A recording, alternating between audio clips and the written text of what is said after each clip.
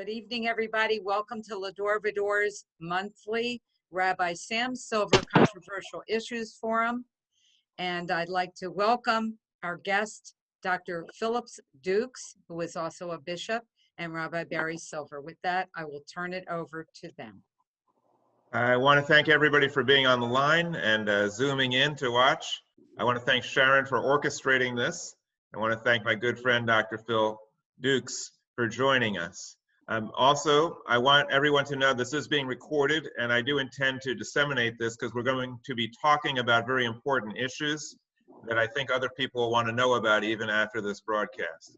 I do have an announcement to make that I wanted to share with everyone because we are approaching Father's Day, and our Shabbat celebration this week will have Father's Day as a theme.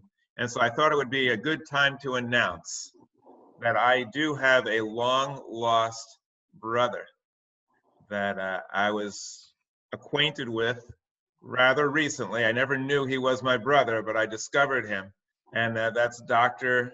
Phillip Dukes. When I went to a meeting a while back and I heard this guy speaking and I thought, he's amazing. I haven't really heard anyone quite like that since I heard my father speak. He was very dynamic and outspoken and very candid and forthright and mostly fearless in speaking his mind and saying what needs to be heard. And also, the greatest compliment I can pay to him is that he exemplifies what we in Judaism strive to do and often fall short. He was able to completely transform his life and go from one type of person. He looked in the mirror and said, I don't like the way I am. And he just changed how he was by an act of will. Even though he was perhaps exposed to different circumstances, he just radically transformed his life. And that's what religion should be all about. So he practices what many preachers only preach, and he has a lot of wonderful information to share, and he's unabashed in how he shares that information. So he's perfect for the Controversial Issues series. We're going to speak about issues that are indeed controversial. Very often I find someone who I disagree with, and the two of us try to disagree agreeably.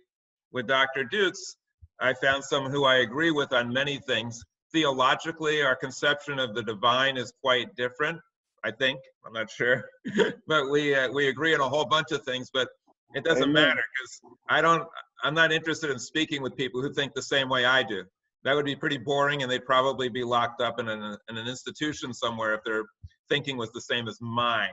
So I like to find people who are clear thinkers and are just able to share views in a rational, calm way, and to be able to explain their point of view without worrying about how it's going to be perceived, and who are doing good things in the community. And also I enjoy having someone who really epitomizes what ministers should be, someone who's loving and giving and just really good influence on people.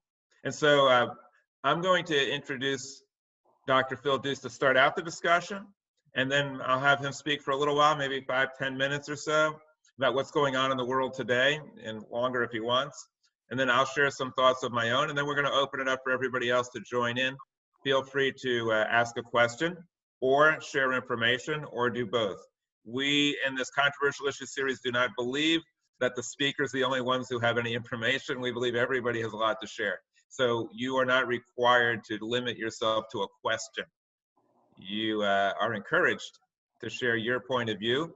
If you agree with us, that's great. If you disagree with us, that's even better, because then we can get a little discussion going. So I'm going to turn it over to my long-lost brother. I'm glad that we've rediscovered each other. Dr. Phillip Dukes. Take it away, brother. Barry, you are much too kind. I think I'm going to run for president, and you're going to be my PR, and then you're going to be my vice president. There you go. I'm pretty good when it comes to vice, so I'm with you. Go right ahead. But I'm so glad that I met Barry, and and one thing about me, my past, I used to be a street hustler, a full-time drug dealer, a street drug dealer, and hustling and doing all that dumb, ignorant stuff that my parents did not teach me to do. But I always like to tell people, It was the God of Israel, the God of Abraham, Isaac, and Jacob. That's what changed my life. And on this quest, since he's enlightened my heart and mind and allowed me to meet people like Barry and others at L'Dor Va-Dor um, um, ministry, I am just elated. I run a 501 Operation Restore, and we do youth mentoring. We have a program to shut down all drug dealing in the city of Riviera Beach. Our goal is to make Riviera Beach an example to the nation. And there's much more I could tell you about later about Operation Restore and what we do. There you go, Barry.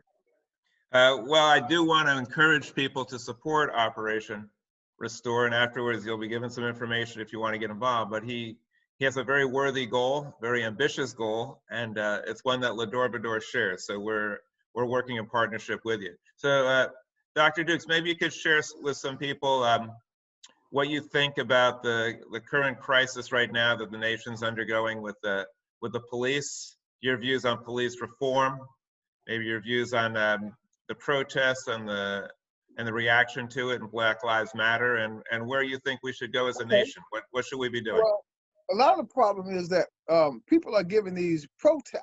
I believe in protesting. That's a fundamental American concept, ideology. It's what we do. We protest. However, the rioting, there is never any excuse for rioting. And so if you guys, let me be black for a minute, okay? A lot of times we don't want to hold these people accountable that riot. There is never any excuse to burn down anyone's place, rob and loot. Never. You're not that angry, okay? And what we have to do is hold those accountable on, and I'm not trying to be a social segregationist, but we've got to deal with some of these issues in black and white. So we don't do this, support this violence. But when we look at what's going on in America, this is historically, systematically people been brutalized like this. I have been accosted by the police since I've been not in that life just because I was black. When I drove I had an antique Bentley about 15 years ago before I got sick, and I was constantly getting stopped by the police. So there are systemic problems in our country. However, Black Lives Matter. Now, I'm not a supporter of Black Lives Matter. I tell everybody that. You go on my page on Facebook. When I first found out about them, I knew they were a front because they have another master agenda. They got a great slogan, but they will not come in the black neighborhood to change anything. See, they don't come in the black neighborhood and deal with gun violence and murder, because black gangs, for every one that the police kill, which is wrong, on a national level, in the black community, there's 120 that died. I did that study, 120 to 1 that's killed by gang violence. So Black Lives Matter, for me, is a front. The concept is good because America has always disrespected black lives. So we've got to do that, and we have to pick up the work of Pastor King. All these things that they're doing to create more attention instead of giving you some answers. And you notice they're not giving any answers other than police reform, which we do need police reform. But there's something else that needs to happen in America to help people change their mindset and their hearts. And you can't do that with violence. You can't do that. We need police reform, because I had a police officer told me one time, he said, you know, if you would have ran, I would have shot you, nigga. When I was a teenager, he told me that. I was in Lake Park. He said, you know, if you would have ran, I started to run, but my mom said, no, don't run, because I was about 15, 16. And I was smoking weed, smoking weed. And he told me, hey, if you would have ran, I would have shot you, nigga. And I've had friends that have been killed by the police. And that is a systemic problem. However, I do not feel, and I'm not saying this because I'm not the major voice talking, but I don't feel that they're going in the right direction with this to bring healing.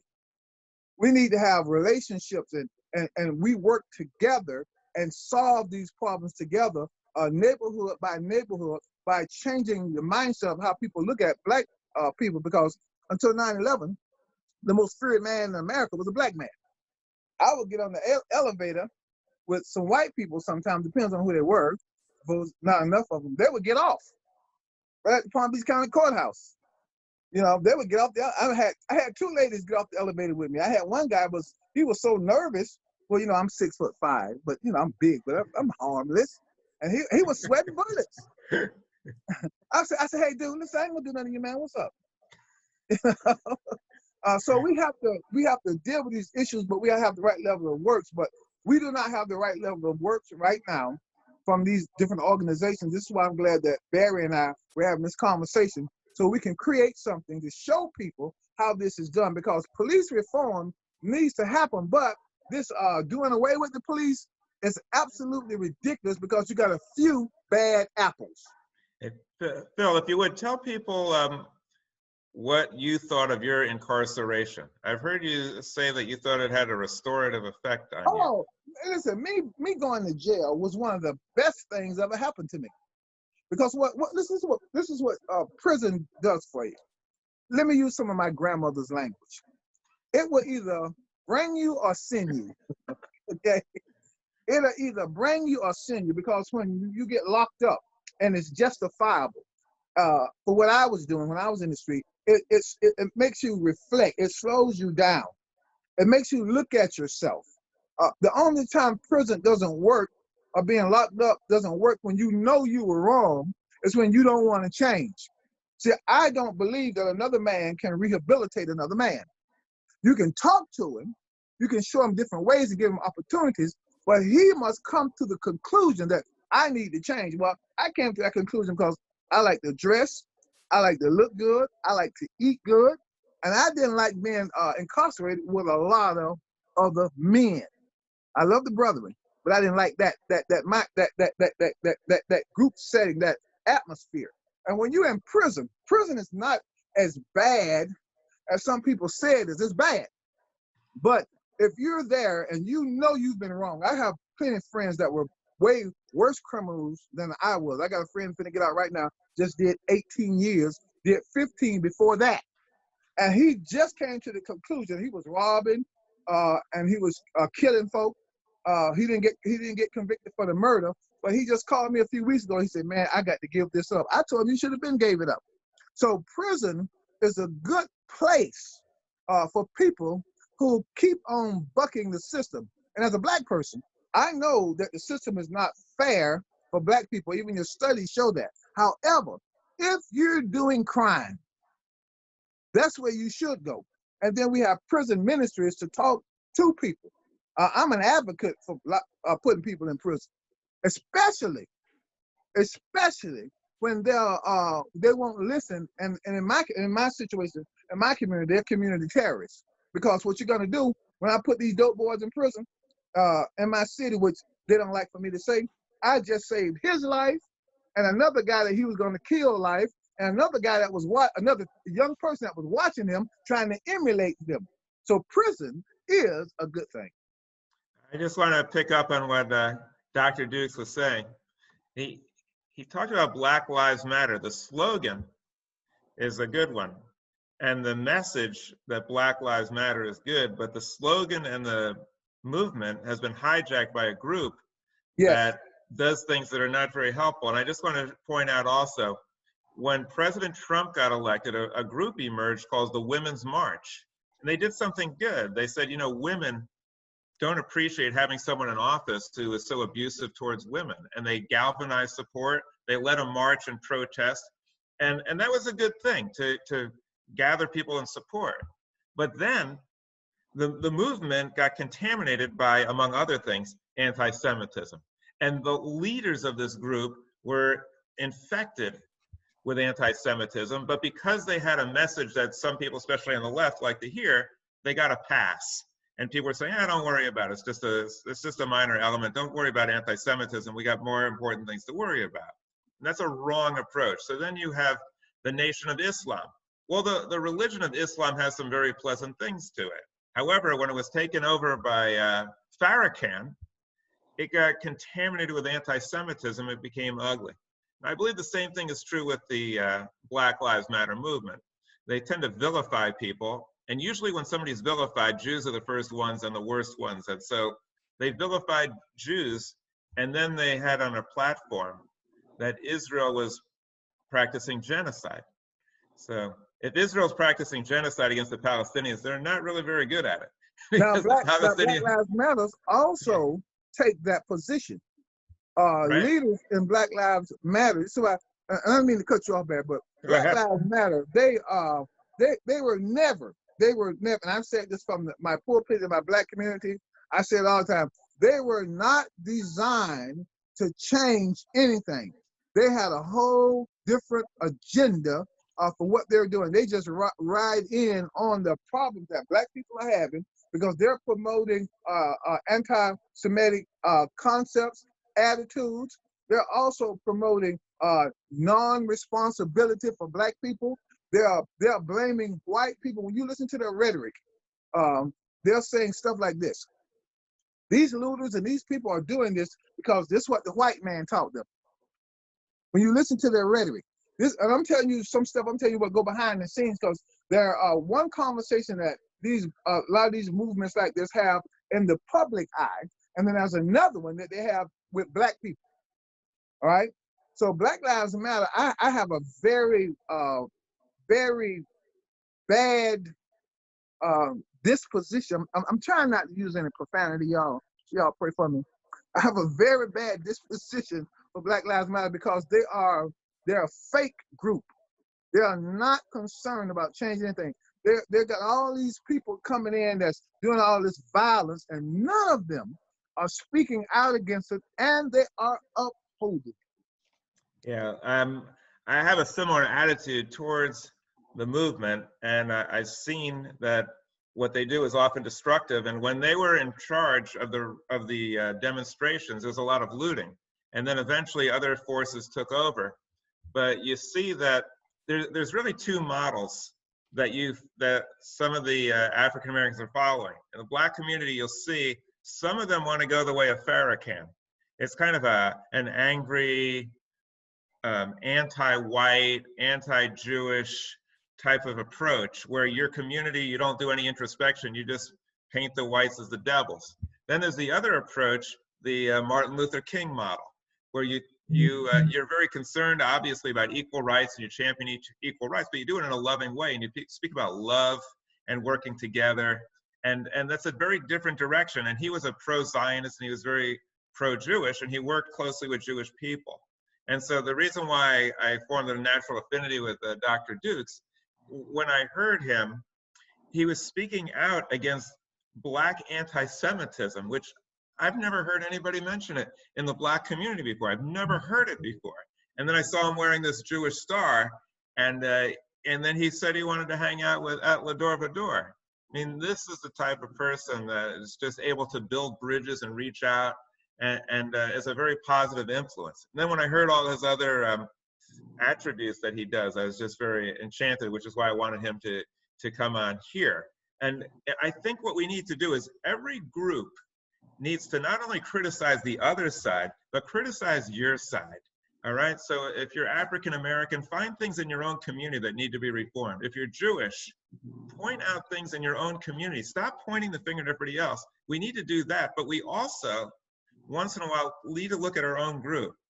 And as a rabbi, I look at my own group too, and I get a lot of hostility. People are very, very angry with me when I share things about my group, especially from fellow Jews. How could you? You're a traitor, you're a self-hating Jew, whatever. But if we don't use introspection towards our own group, we're in trouble. So if I'm a Democrat and I see the Democratic Party veering off towards anti-Semitism, towards not understanding the truth about Islamic fundamentalist terrorism, if I see them like pandering to certain groups and not asking people to take responsibility for themselves, and I don't say anything, that's when bad things happen.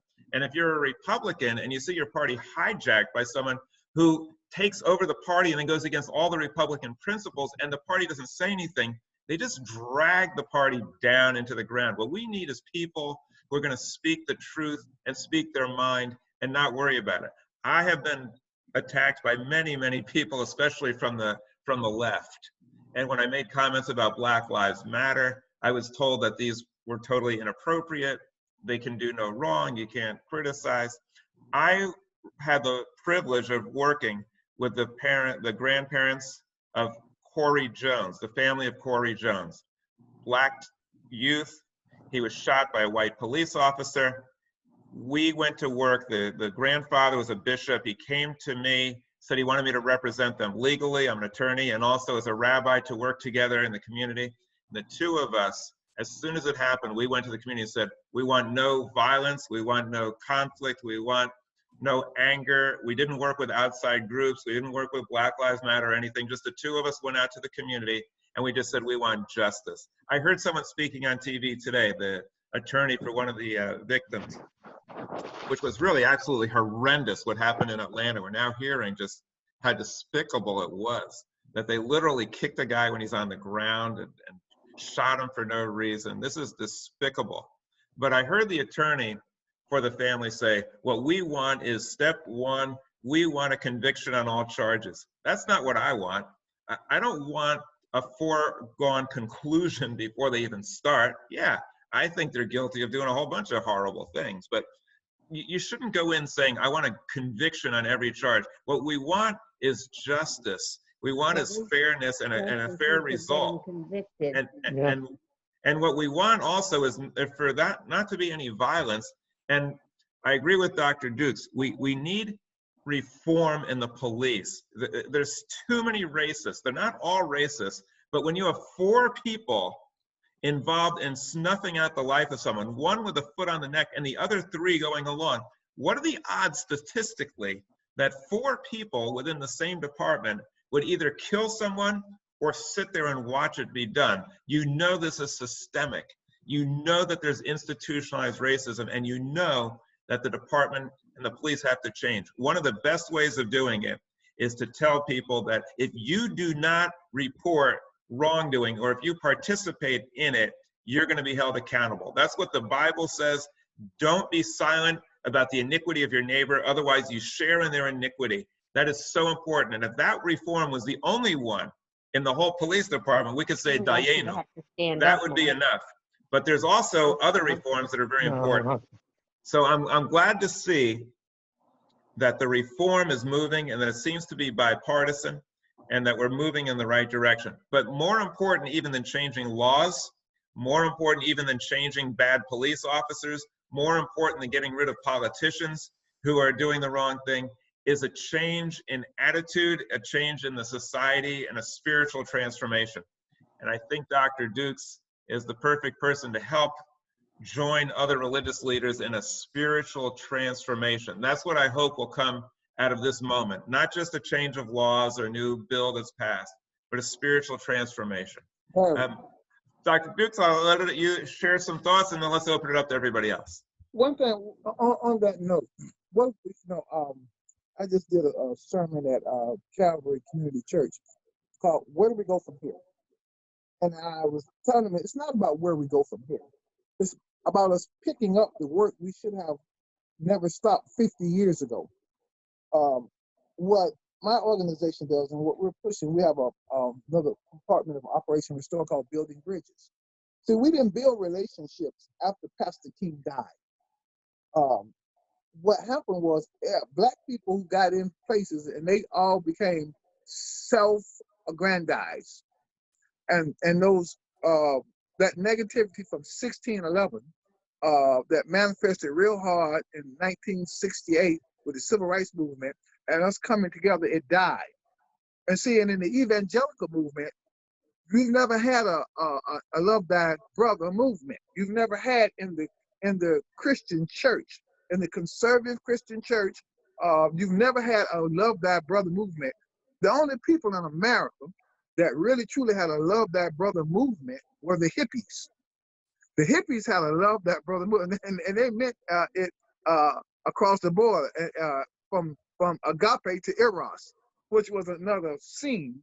But we have to now pull together, pick up Pastor King's work, and have a good work and work together, like in Palm Beach County.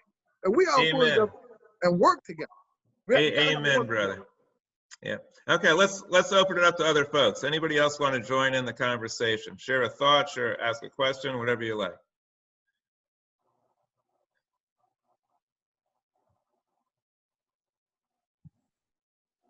I would like to say something. It was a pleasure listening to you, Dr. Dukes, and to you too, Rabbi Barry. And I've been in almost every religion that's ever existed. I've lived 5 lifetimes in this one. I went through, for a while, even in the Messianic movement. I was a Messianic Jew. I'm no longer a Messianic Jew because I see Jesus in a very different way. But when we look at the scriptures, I mean, if you look at the whole thing that happened with Miriam and how she was upset with Moses, it was because he was with a Cushite woman. So anti-Semitism, anti-Black is not new. And God told her she was wrong, and she was punished for it. For me, when you said it's a spirit, we need a spiritual awakening, and that's absolutely what we need. The way we look at it in our community is that there was one time in this in the history of humanity that God really descended at Mount Sinai and spoke to 2 to 3 million people, and his voice was heard by all these people who were at the base of Mount Sinai, Jew and Gentile alike. And together they were given a mandate to bring the 10 Commandments to all the nations. That's what was written in stone. That's what Moses came down with, those 10 Commandments. When that's taken out of our schools and that's taken out of our governments, and all of a sudden it's really a war between good and evil is what we're seeing. And I just started a little project called the Bubby Peggy Show. I was singing for the elderly for 20 years, and now that was stopped with this COVID. And I was thinking, if I'm in a dark room and there's no light, and there's a whole bunch of things that are in my way, and I keep bumping into things and hurting myself, what do? Do I keep trying to fight with the darkness? No, I light a candle and I bring light into the room, and then I can see. And our job, in each of us here, has been given a mandate, as Israel was given a mandate. Bior L'Goyim, bring light to the nations. And some of us bring light to one person, some to 10, some to 100, some to many, many more. We have to find a way of living those commandments, not just talking about them, but absolutely living them in our own lives. You know, you talked, Dr. Dukes, about prison being the best thing that could happen to you. For me, going broke was the best thing that happened to me, because let me tell you, that golden calf really, and God says, I don't want you to be slaves of anything. Don't be slaves of what people's ideologies, any idols, no calves, nothing. Just that's. Peggy, I want to thank you for sharing your thoughts. I just want to let people know, if they're not familiar with the story, it's actually an indication that God had a sense of humor. Because what happened was, as you say, Miriam was complaining to Moses and Aaron, the two of them, and saying, why did you marry this woman, a Cushite woman, which means someone from Ethiopia, Sudan, from that area. And they were complaining about him.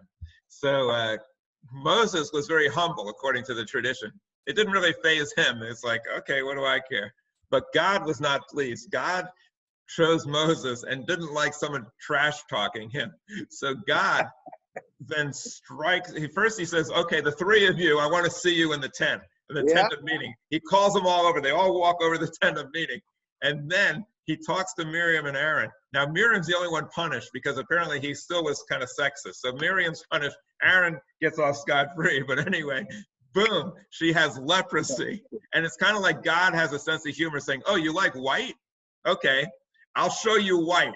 Boom, there you go, you're white.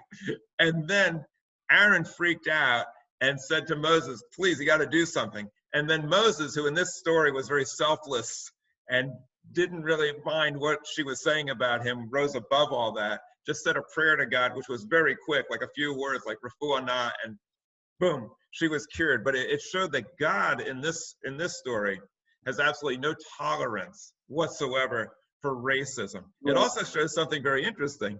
I perform interfaith weddings, and my father was one of the first to do it. And the ones that attack me the most viciously are the Orthodox, saying, how dare you? You're defying the laws of Moses. So I always point out, really, I said, who was it that Moses married? And all of a sudden there's like a silence, and I remind them, remember, a Cushite woman, and Zipporah was the daughter of a Midianite priest. So Moses intermarried. So I said, how dare you challenge the laws of Moses? How dare you put yourself above Moses? You must be some kind of reform Jews or something, trying to change things around. And then that kind of ends the discussion. So Jewish people were meant to be, as Peggy says, a light to the nations and to mix it up with other people. This cultish type of thing where people think that to be Jewish means we just look after our own is the most un-Jewish thing you can do. And so that's why I, as a rabbi, point out issues in my own community. We have to find what's wrong with our community before we can have any moral authority to go to other communities and say, wait, you guys might want to take a look at this. And one of the things that we did that I think is very wrong is that we envisioned or imagined or depicted a God who is exceptionally intolerant, who actually recommended that the Jewish people commit genocide against other groups because they worship the wrong God. This was complete fiction. We have to know that whatever mind or intelligence or forces created the entire universe had much bigger things on his mind than saying, well, you have to worship me and you have to do it this way, and if you don't, I'll kill you. I mean, it's such a primitive Bronze Age type of thinking, and we Jews brought that to the world, and now you have some Christians and Muslims saying the same thing. If you don't worship my way, we'll kill you. And usually we're the first ones to go. So that's why I think Jews have an obligation to say to the world, this depiction of the Supreme Being is not an accurate depiction. We've grown beyond that, and hopefully you will too. But thank you very much, Peggy, for sharing some of your thoughts. Anybody else want to join the discussion? I have something. Robert, go ahead. Hey, hold on. When you guys were talking about spirituality, I'm all on board about spirituality. And one of the things we need to consider is the history of what this country has done to Native Americans and to African Americans for 400 years or longer. In the case of Native Americans, it's more like 600, 500 years. Right. And the mass incarceration thing, I don't think it's a good thing.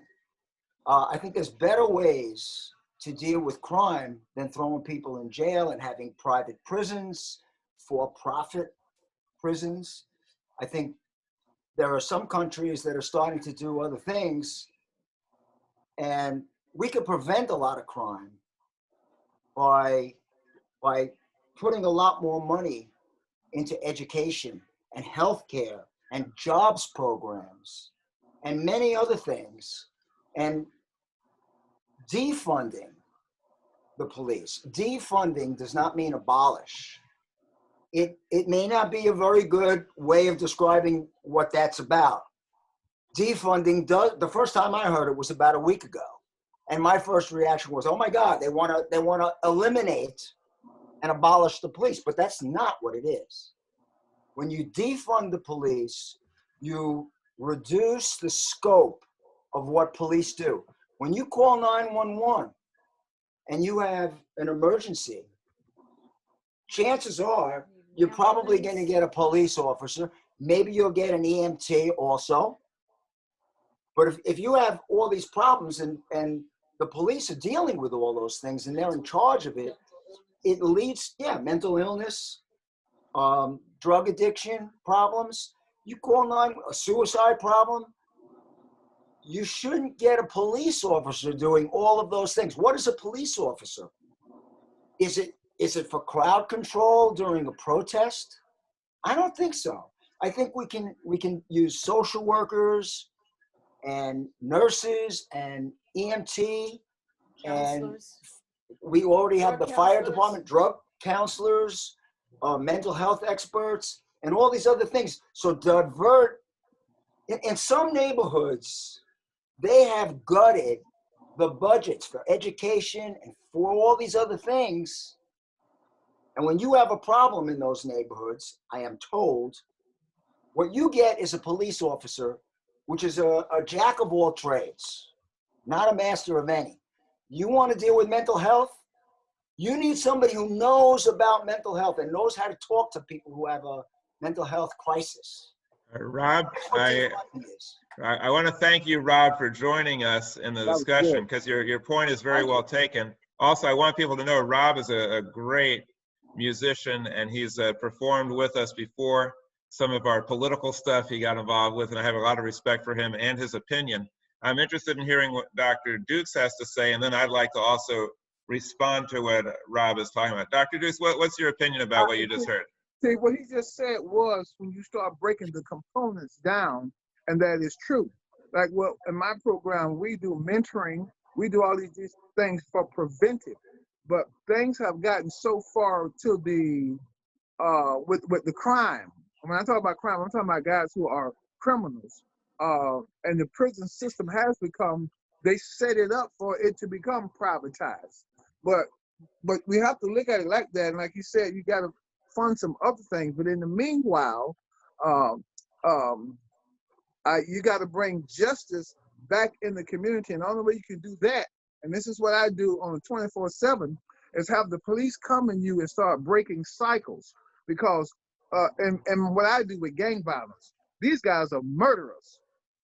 They are narcissistic sociopaths.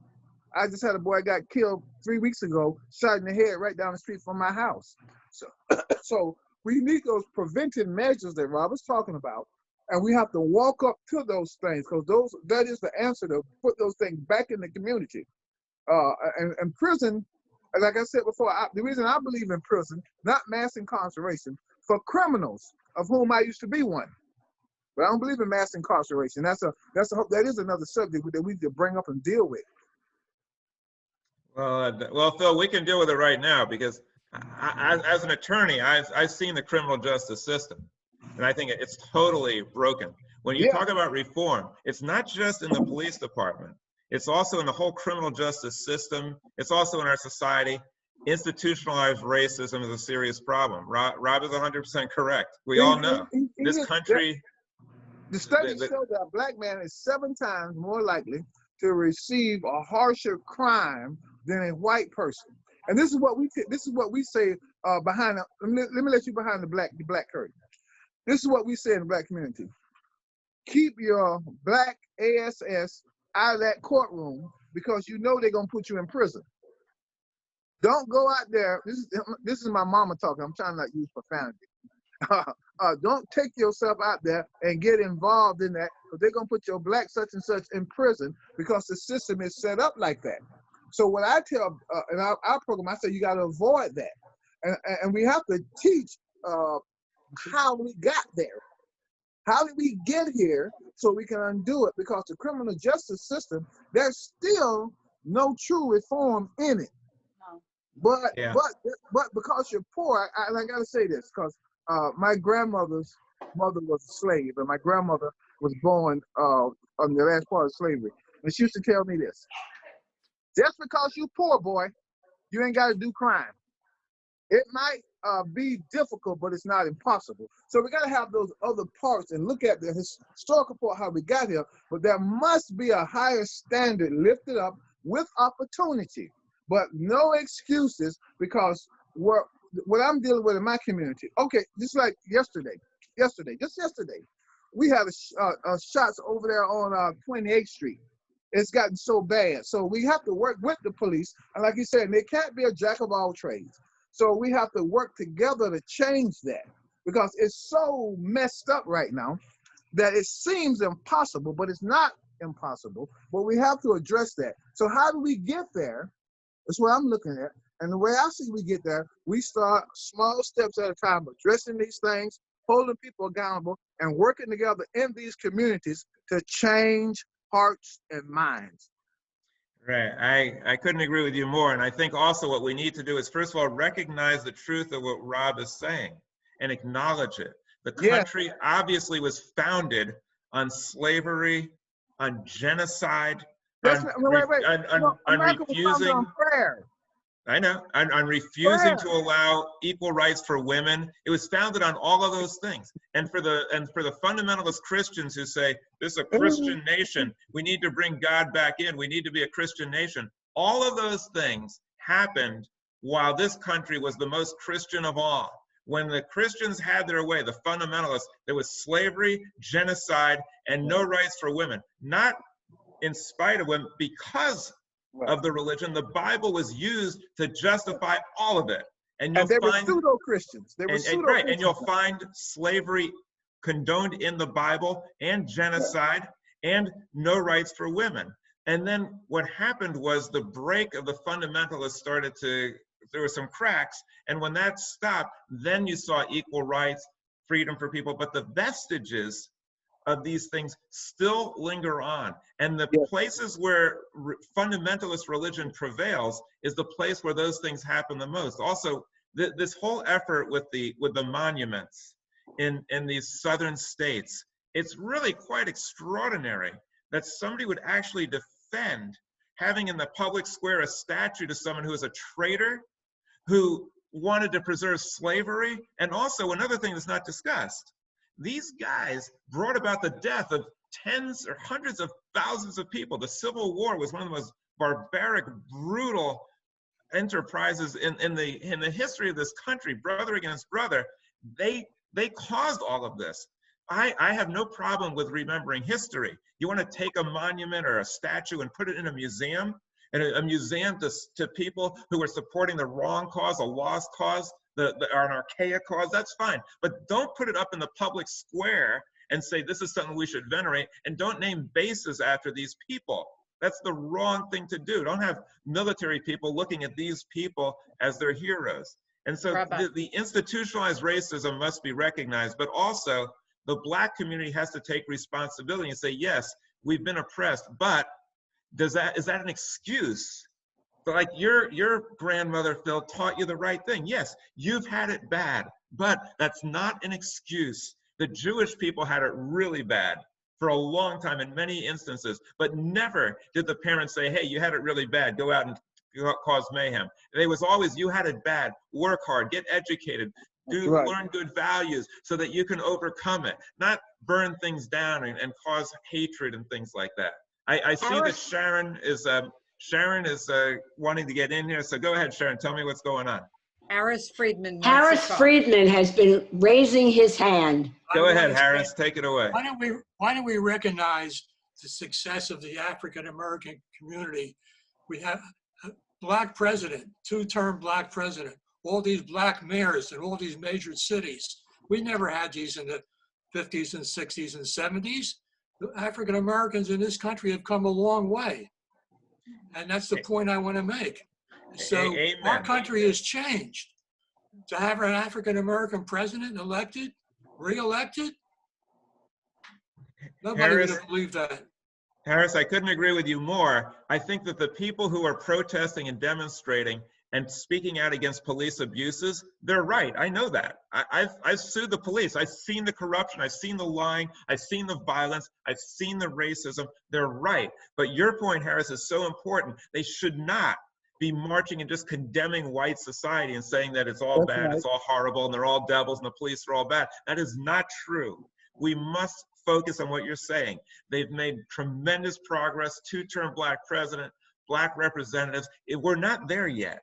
We're not all the way there where we should be, but to disregard the progress and also to demonize the whites or the police and act like they're all the same is just wrong. I wish that when two synagogues were shot up or when Israel is in trouble, I wish that there would be mass demonstrations of Blacks and Christians for Jewish people and say, we demand an end to the racism. We demand an end to the anti-Israel rhetoric. I demand an end to the BDS movement. I demand that if you want to champion civil rights, you support Israel. We don't get that.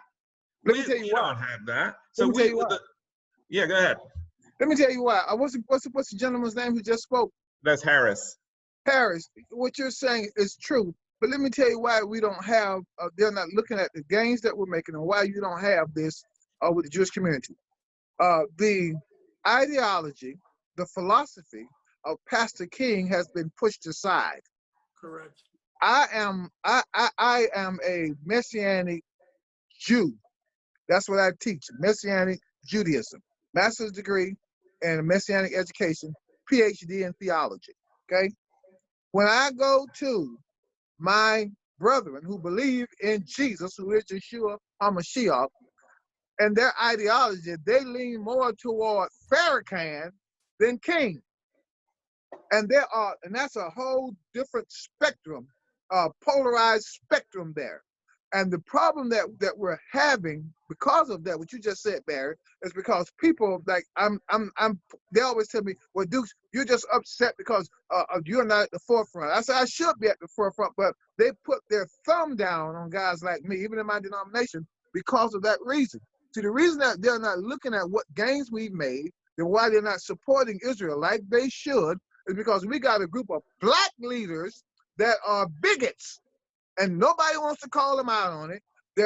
They use Pastor King, ride his coattail, and nobody's saying, hey, this is wrong. When you have some of the stuff that Jesse Jackson has said, some of the stuff that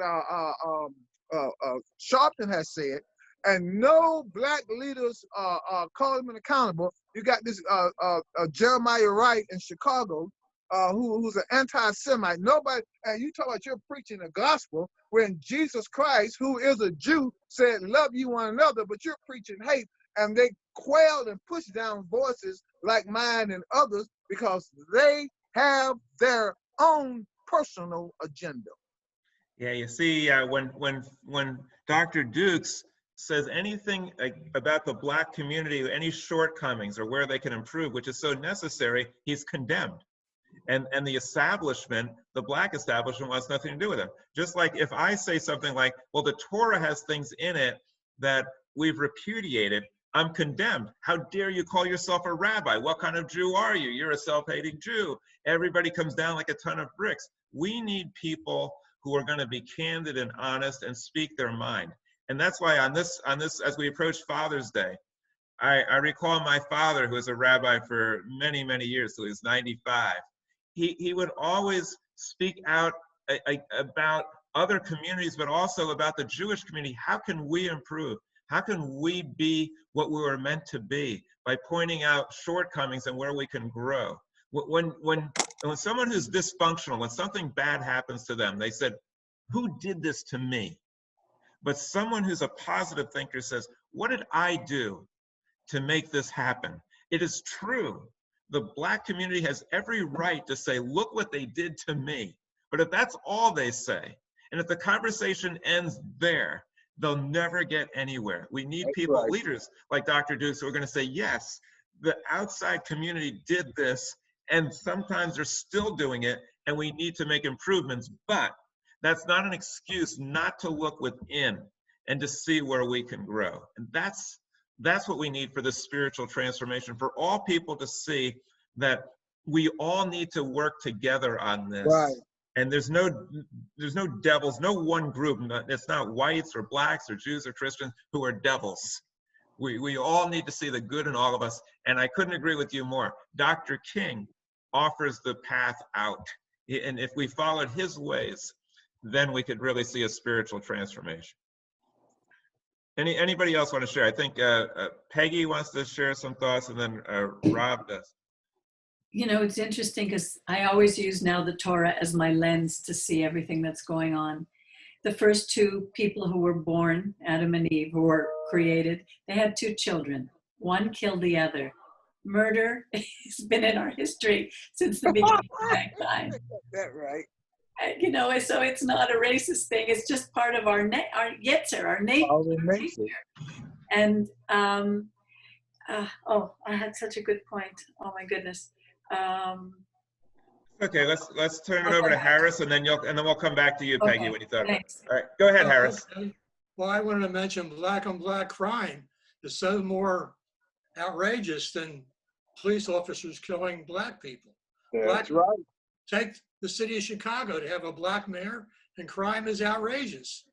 So where do you go? You have to start with the families. Well, that's what Dr. Dukes was talking about. Dr. Dukes was saying that it's like 120 times. Is that the number you used, Dr. Dukes? 120 times? On national level, when I got to 120, I gave it up. For every one person, black person that the police killed, and they called it unjustified, when I got to 120, I just stopped. 120 to 1. Unbelievable. Right. Yeah, that's right. That's and what we don't hear anything about it. That's well, what I'll tell you, needs to be corrected.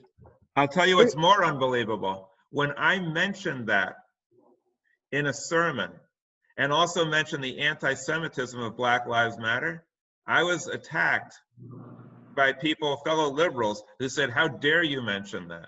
That has nothing to do with the issue. We're talking about the police. It has everything to do with the issue. We have to talk about this thing holistically. And if you care about Black lives, then we gotta just not point the finger. We gotta look at the entire issue. I think, Rob, you wanted to share something, right? About the shortcomings of our own communities and trying to make a bridge to other communities, and that's great. And I was thinking that if we look at the power structure of this country, and white people have been in control of this country for 400 years before it was a country, that racism led to and continues the poverty by taking away money from local communities for education, for example, and for affordable housing. I mean, we have a tremendous amount to overcome in poor neighborhoods. And I worked a lot in poorer neighborhoods in New York as a teaching artist, bringing my music into the schools. And I know a little something about this, not a whole lot, but you know, I mean, you walk into a neighborhood in East New York or Brownsville or, you know, the South Bronx, and you're going to see some poor neighborhoods where the schools are underfunded, and there's no way out for those people that are going to school, for those kids. I mean, you got to be a genius to get no education and then rise to the top. You've got to be a genius to do that. How many geniuses are there? There are not many. So we got to look at what we're creating. I mean, that when you say institutional racism, you're talking about putting not just your thumb on the scale, putting your whole body on the scale, right, and making it impossible, or damn near impossible, excuse the French, to make any strides. Thanks, Rob. And then when they get into trouble, which is a natural result, the law comes down on them like a ton of bricks instead of using some compassion. And I want to share something else with you, that as an attorney, when I try cases, the judge instructs the jury, you shouldn't allow compassion or sympathy to enter into your verdict. And I always complain about that. That's so outrageous. But our legal system actually says that. We need compassion and understanding. And like Rob says, we need to equalize the playing field a little bit, and so that everybody has an equal chance. And we also need to change the culture, as Dr. Dukes is saying. We need to change the culture to show that education is the way out, and to focus on that. And even if you don't have your school's not equal, to just focus and do the best you can under the circumstances while you're trying to get equality. Don't use that as an excuse to just shun education and go the other way. But we certainly need more equality in education. And I'm tired of people saying that, oh, it's all finished now, everything's equal, the civil rights is in, we don't need to do that anymore, everything's fine. It's fine for the people who are on top, but it is not fine for large segments of the population. The education, I think, begins also in us. It's like you, Dr. Dukes, when you said you were in prison, and you said you made a decision in that moment that something needed to change. There was something in your heart that needed to change, because you could have just as easily gone the other way and joined higher criminals who were there. So it's the heart of humans that have to change. Do you know, in the Torah, there are no prisons. There were sanctuary cities for those who did unintentional crimes to protect themselves from the families who would have killed them for killing their brother accidentally. But there were no prisons, because when it says you shall not murder, the murderers were killed. And we look at that and say today, how could we do such a thing? How could we murder someone who's a murderer? Well, that's what God said to do. That's right. Well, you know, it wasn't just murderers who were killed. If you disrespected your parents, you were executed. Yeah. If you weren't a virgin and you were a woman when you got married, you're executed. If you're a man, no issues. You know, boys will be boys. But if you're a woman, you're executed. He was trying If to you, show his principles. Those were not actually, there are not many cases where that happened to, but God was trying to teach us moral principles. Honoring mother and father had to do with, if we don't honor our parents, the ones who created us, how would we honor the creator? well, you know what? There's some parents who don't need to be honored. There's some parents who are drug dealers They or don't need to be criminals. loved, or they don't, it's the position of the parent, not the person. The same with the position of the president. It needs to be respected, even though we don't like the person. Well, you know, there's actually two trends in the Torah. It's a different discussion, but there's two trends. There's one is that says that you should respect authority, respect your parents, respect God, respect the leaders. There's another tradition of independent free thinkers, like Moses, who challenged Pharaoh and even challenged God. God said he was going to wipe out the Jewish people. Moses defied him and said, you can't do that. That's not just. Abraham did the same thing. So as a modern Jew at L'Dor Va-Dor, we repudiate and reject that any divine being had anything to do with laws which would say to execute people who violate the Sabbath rules or who aren't virgins. We find that repugnant and don't think a divine being had anything to do with it. That shows our early stage of development. It is claimed by people who want to support these things as God's word, well, it was never really done, it was never really carried out. Unfortunately, there's actually stories in the Torah where someone was like picking up sticks on the Sabbath, and they bring him to Moses, and Moses, they say, what should we do? He says, oh, execute the guy. These things are absolutely, these things are repugnant. There's other times where an entire nation was worshiping the wrong God, and God says to Moses, wipe them all out. And so Moses wipes them all out, but not all of them. He leaves some behind, and God gets mad and says, wait a minute, you violated my law. You should have wiped them all out. So he says, hey, sorry about that. Then he finishes them off. These things, these things, if you try to justify that or rationalize it in any way whatsoever, then you just justified Al-Qaeda and ISIS and all the rest. This is the mentality of an ISIS. The only way to deal with this as a Jew, someone who feels that we need to reform our own people before we can be a moral authority, is to say, I'm sorry. We claim that this was divine. It is not. This represents our first baby steps towards morality, not our last ones. We're not going to justify it. We're not going to excuse it. We're not going to try to figure out a way to rationalize it. We will not rationalize the irrational or justify the unjustifiable. We'll just simply say, thanks for the compliment of saying God wrote our book. We don't think so, okay? This was our first efforts. It was human, and then we can move on. But if you cling to our book or the Christian scripture or Muslim scripture as the word of God, who's ordering death for non-believers, the humanity will never, ever advance beyond the Bronze Age. We'll always be fighting each other over whose imaginary father in the sky loves who best and whose rules we should follow. It's a prescription for death and disaster. Now, Dr. Dukes may have a different view on that. I don't know, but we proclaim our view, and everybody else on the line is free to. What do you think about that, Dr. Dukes? I'm curious. Trying to give us a moral base to stand on so that we can understand how we can make the society work better. Because you got to have a moral basic compass. Like an old preacher told me this one time. He said, learn how to eat the meat and throw away the bones. And I think that's what Sister Peg is trying to get us to see, because you got to have this moral base. And that's the problem that I see, and because I'm not a religious person. I'm really not. I don't believe in God. I had an encounter with him, and showing the love. That's what he did for me. And as we work together and have a moral base of compassion and justice, and looking at things right, like Robert said about the schools.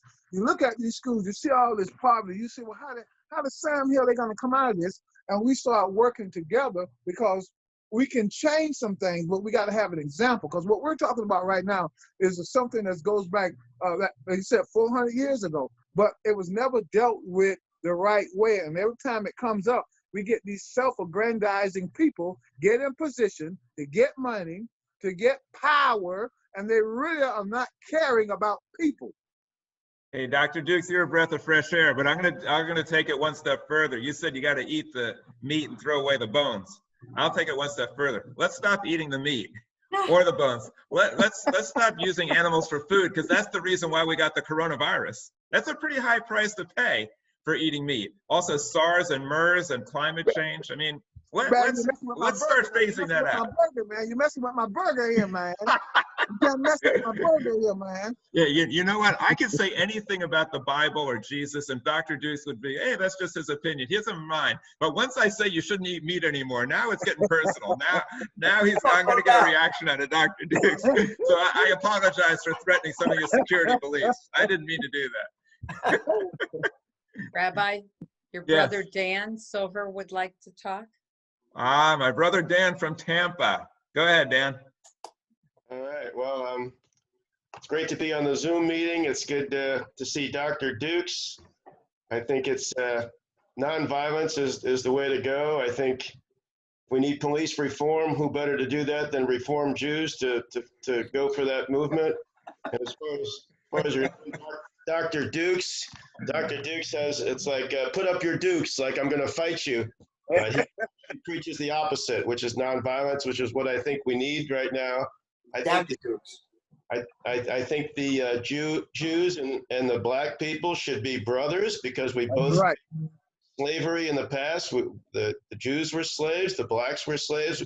We should be together. We shouldn't be fighting each other.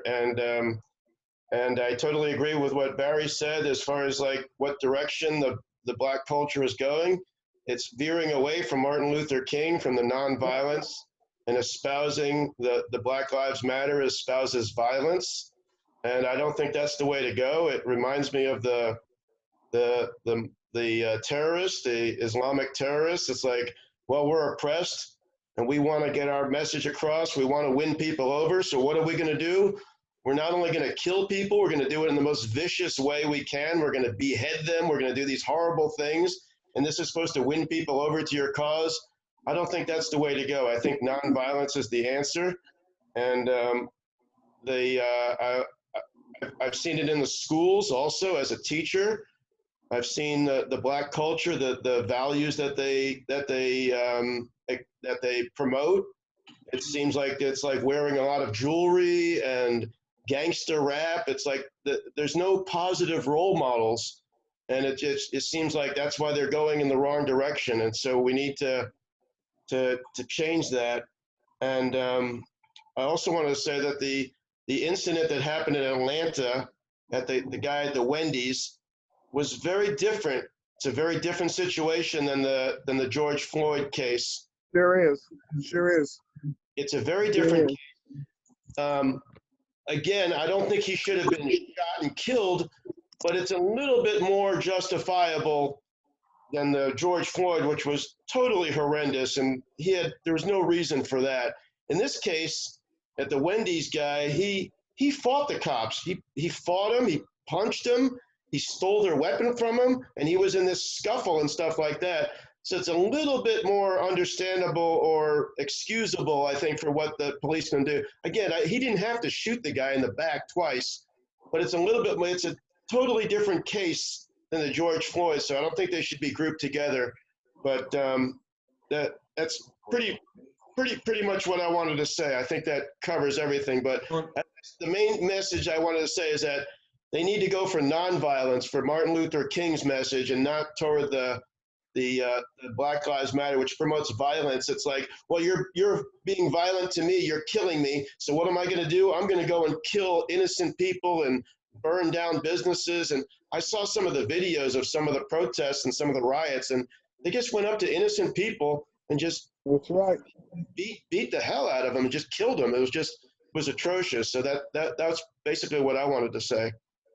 Well, I appreciate that, Dan. Thanks a lot for your comments. There's also quite a bit of anti-Semitic incidents in New York by blacks against Jews, which is really very, very frightening. But I wanted to ask you something, Dr. Dukes, because within the Atlanta case with Brooks, you see this guy who seems like he's very cooperative, very calm, speaking to the police officer like nothing happened. And I believe the officers simply should have just walked him home and instead of incarcerating him or arresting him. But there's something that I noticed. He's very calm until they put the handcuffs on him. And then all of a sudden, he goes crazy and starts fighting. I thought maybe because he knows so much about how blacks are mistreated by police officers, maybe he thought once he has the handcuffs on, That's right. he's now defenseless. And once the handcuffs are on, he has no idea what they're going to do to him. And maybe they'll kill him. Maybe that's why he reacted with violence. Maybe that's why he got into a scuffle. Maybe that's why he took the taser.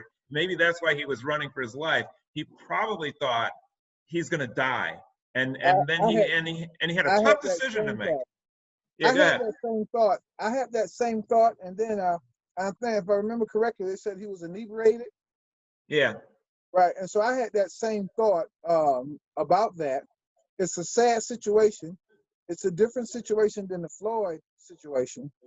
I think it could have been handled different, but when I look at that, I'm thinking about the police.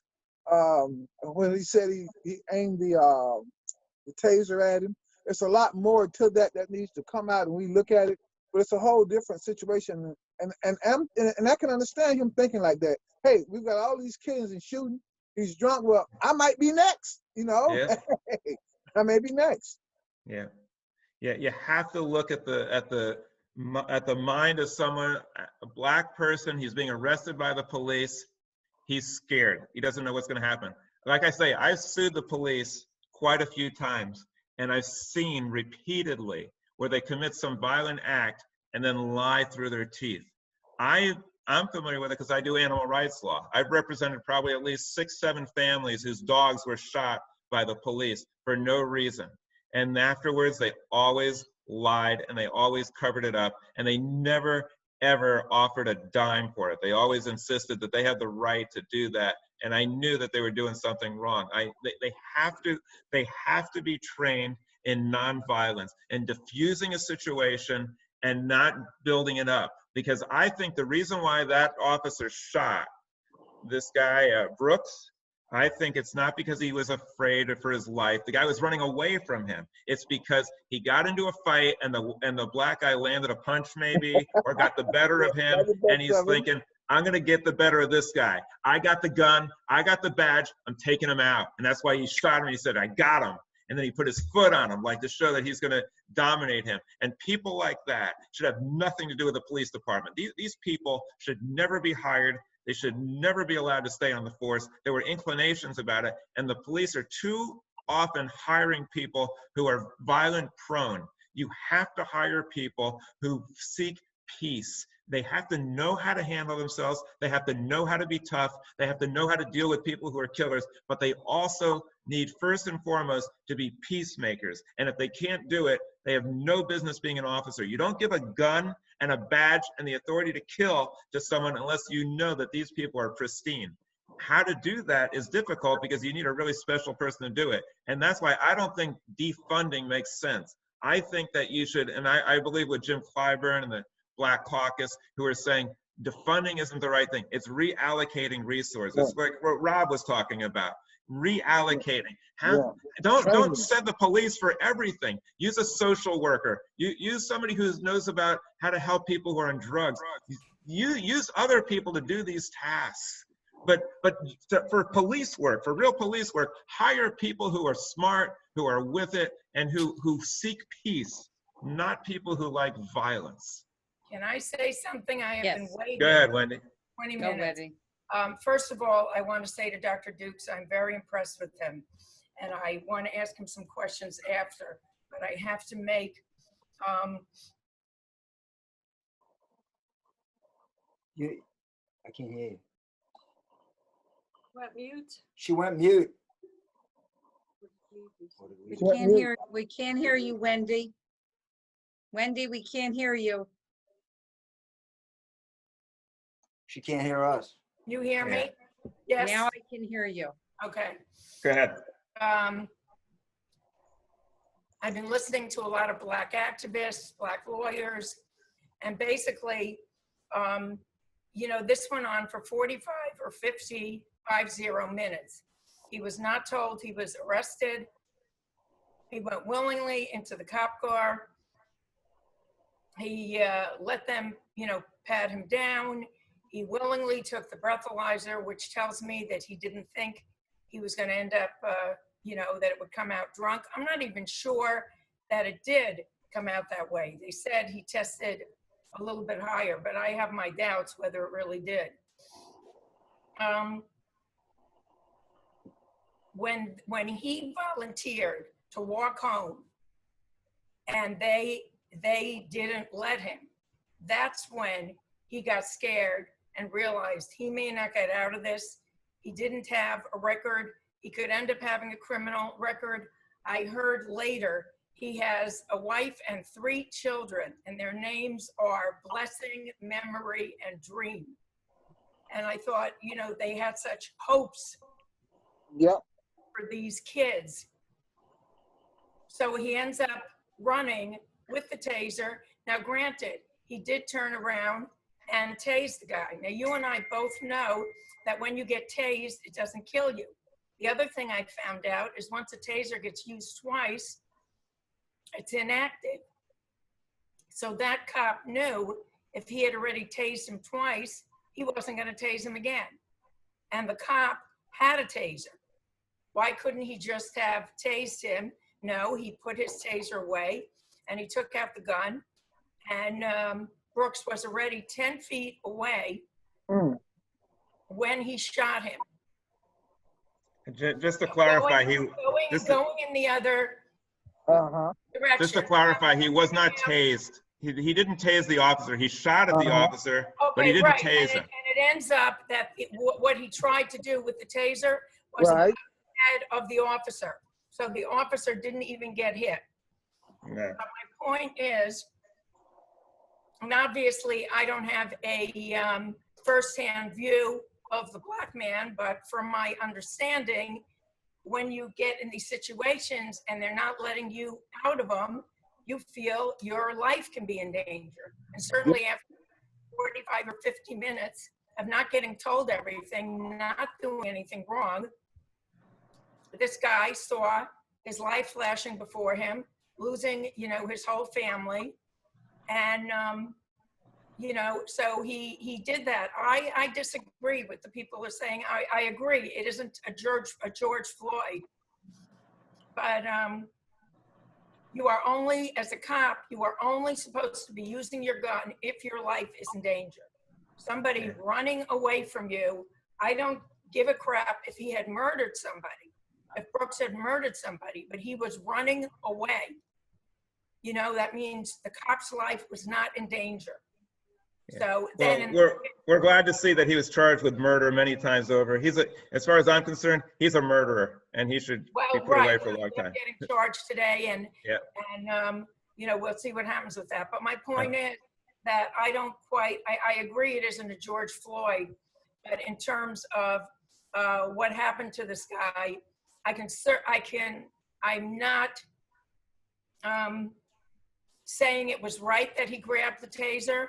But the fact that he was trying to get away and these guys weren't letting him get away after 45, 50 minutes of him cooperating and never being told why he was kept there, and he volunteered to walk home. You know, Rabbi, if this was you or me, they would have walked us home or driven us home. I don't have as colorful a background as my brother, Dr. Dukes, but I've had my encounters with the police. Before I became an attorney, when I was a teenager, I had very, very long hair. I still have long hair, but it was like really long. I was pretty scruffy, and I looked like the real hippie type of person, and the police didn't particularly care for me. And I had some encounters with them where I was scared, and I was very nervous because I knew by their attitude they didn't like me. So I can now relate and think, oh my gosh, if they felt that way towards me, imagine if I was black and this guy comes at me with a gun and a badge. It's got to be a very frightening thing. And so that's why we have to change the whole mindset and understand how the black community feels when they're confronted with police, and to listen to what they're saying. Rabbi, so that we can. Yes. So I'll stop talking about Rayshard Brooks. I want to say to Dr. Dukes, I'm very impressed with you, but I have two questions for you. One, how long were you in jail and were your studies in jail? And two, did anybody in your family do anything to encourage you in a positive direction? I did. I Mentor. was supposed to get 15 to 20. I did 1 year. And I did 2 months in county. I got turned. My grandmother raised me. She was born in 1919, but I had an uncle that was a pimp. Oh. And he taught me the game. And then I saw what was going on in my neighborhood. And I just fell into it because I thought it was macho and it was allowed. We had a thing in Hustler's world, and I was just a street corner drug dealer. There wasn't no kingpin. But back then, I made $1,500 a week, $1,500 to $1,800 a week in the 70s before I was 19 years old. Mm. But I had people talking to me about coming out, but I didn't want to hear that. I had taken that bad negative attitude, and I kept resisting what my grandmother and my aunt raised me, because my mom, she had me when she was 17, but my grandmother and my aunt and her husband gave me my values. I didn't have to go that way because I didn't know I was poor until I went over in Palm Beach. But you're saying your grandmother and aunt were trying to discourage you from that kind of a life? Yes, they didn't raise me in that, but I had an uncle who was in it, and I just thought it was cool. He had all the girls. I mean, he had every color shoe it was, and he kept giving me stuff, and then I kept going to his house, and that's how I got turned out. So when did you turn your life around?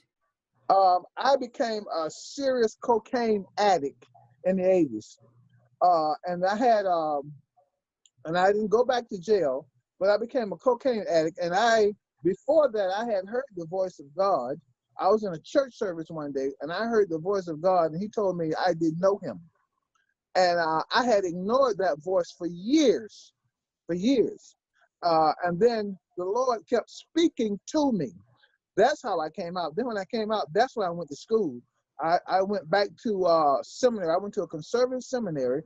I started in 2005, but before I went to the conservative seminary, I started taking classes independently because I didn't want anyone to tell me what to think before I got my master's degree. Forgive me, how old are you?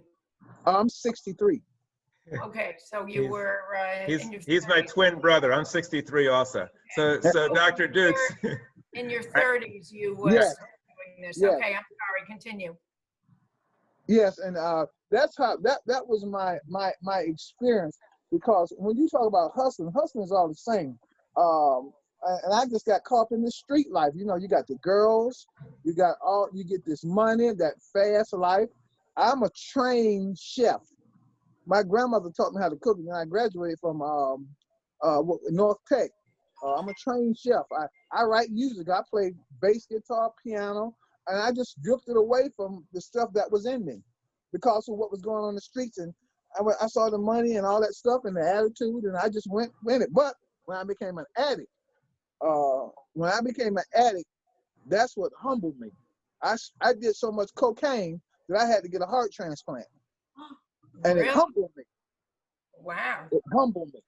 I was sick for 18 years, but it was the voice of the God of Israel. That's what changed me. He kept talking to me. He kept speaking to me. I never went to a program when I got off cocaine, and I OD'd 3 times. Wow. Dr. Dukes, I want to ask you something. Rabbi, excuse me, I have one more question for him. How were you able to afford to go back to school because you needed an income to live? Well, I had got married. My wife was an executive secretary. Mm-hmm. And I was at a Baptist church at the time, and I had a job. They were paying me. I was disabled when I got sick, and they were paying me $150 a week starting in 1989. Mm. And when I got married and I got sick, so when I was sick, I couldn't do anything, so I just went back to school. Dr. Dukes, I do have a question also. You know, you say that you became a chef, and you definitely found the right recipe for leading a good life, and you became a musician, and you learned how to live in harmony with other people. So you did well in both fields. But I wanted to ask you something, that when you heard the voice of God, Right. Was the message similar to the voice of your grandmother? Was there some similarity there? No, baby. You know, when you hear God is like having gas. If you've ever had gas, when he speaks to you, you know it.